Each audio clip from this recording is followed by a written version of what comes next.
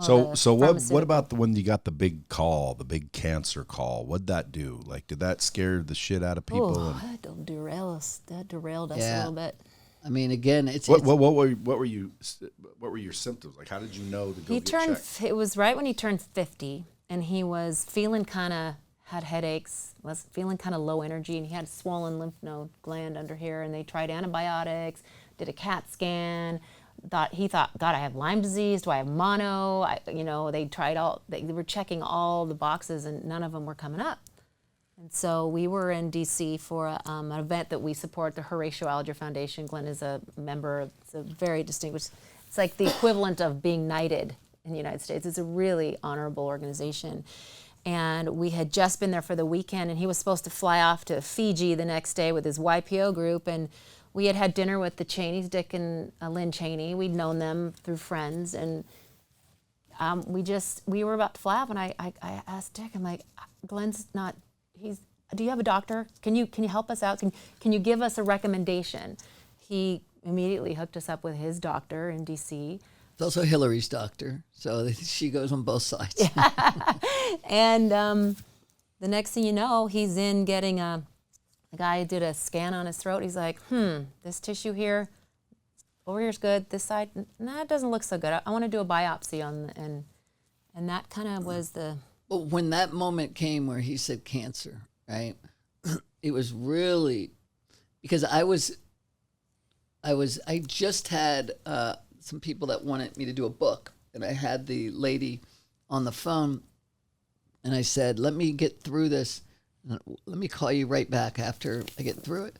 So when I came out of there, I said, look, I just found out I have cancer. I'm going to have to postpone this book. And she goes, Glenn, this is going to be the best chapter, which is true, And the reality is it makes, there's a whole door or window or whatever you want to call it you never even know exists. I walked by this my whole life. And when cancer came, it opened, and I just saw gratitude. I saw love. I saw a lot of things that became so much more important than can I build a bigger business? Can I do all those things that you hear the cliche when you're on your deathbed? Are you going to be thinking, could you work more, all that stuff?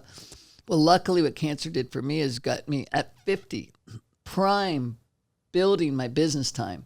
It's like, I don't give a crap about building a business. So I got through it, took months of radiation, chemotherapy, and all that good stuff. But I was like, let's go. Get in a boat, go around the world. Let's go have some fun. I don't care about building a business. It doesn't matter. Sold, left, spent that time with the family. And it was perfect. And then I started rolling, doing really well with all the toys. Because now I got all the money, right? It's not sitting. And now I'm invincible again because cancer's gone. I got my buddies down in Costa Rica in a fishing boat. I pull into MD Anderson. Hey, can you hurry up and do my scan quick? I got to get out of here. I'm going. All right, they do my scan. I fly down to Costa Rica. I get down there, the phone.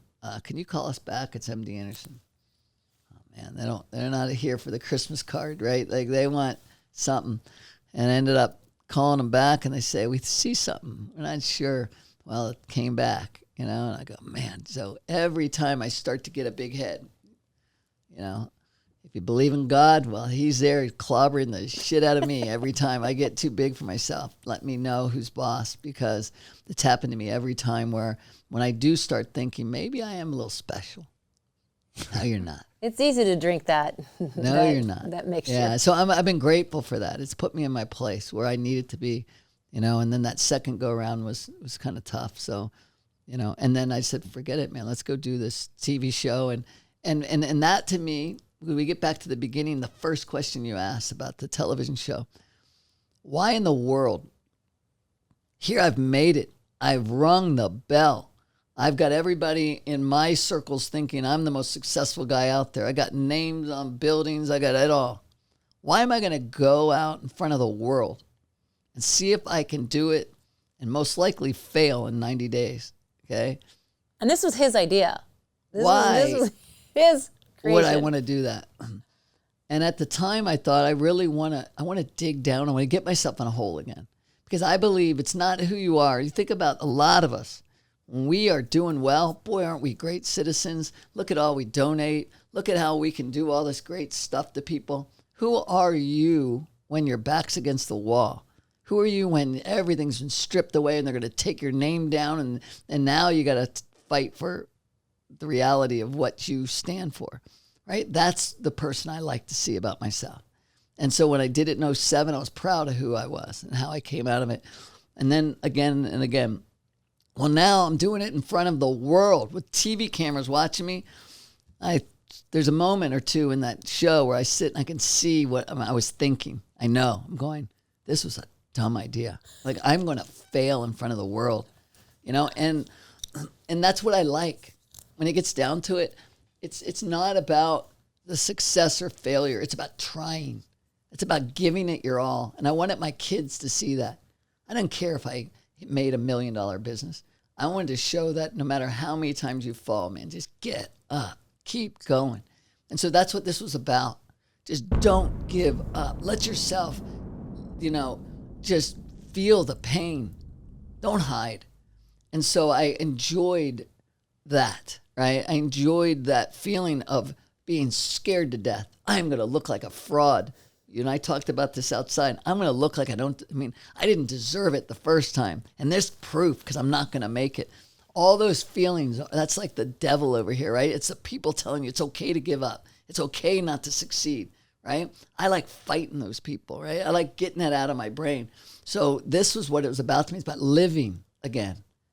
And that's life to me, is just putting it on the line. Not doing something stupid. Here, I got all my money on, I'll go put it on red, see if I can double it. No, just feeling and fighting. And so that's what it meant to me, and it did it, and I'm proud of what happened. It was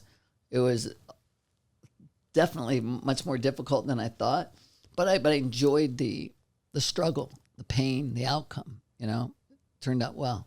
And that was the impetus for building it again.